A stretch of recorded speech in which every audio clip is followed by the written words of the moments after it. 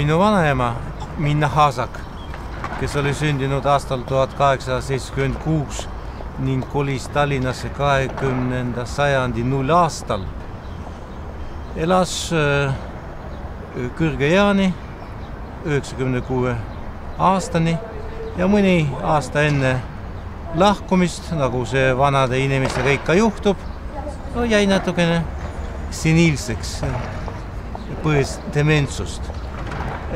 Ja üks päev, kui tal oli juba praktiliselt keelatud oma päev siin linna peal jalutada, ikka ta läks välja, läks linna peale, jalutas niisamas umbes ja siis läks minu ema töö poole, mis asus tol ajal Rataskäivu tänaval. See ema ehmatas loomulikult, võttas vanaemad käes kinni, siis nad kõnnivad mööda seda väljakut, kus me praegu istume, äkki vanaema ütleb, kuule Rebecca, kus see kuju on? Ja ma ütleb, et mis kuju? Kus see kuju on? Mis kuju? No Peetri esimese kuju.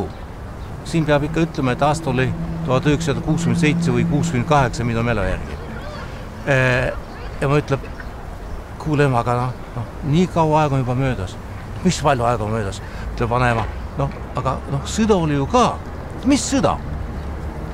Et minu jaoks kogu see episood näitab, kuivõrd inimese mälu on habras. Loomulikult ma ei saa ka välistada seda, et näiteks, et kui minu poeg Joel või tema lapsed elavad ka vanaks, siis jalutavad mööda sama väljaku ja keegi küsib, kuule, aga kuhu see vabadusrist kadunud on?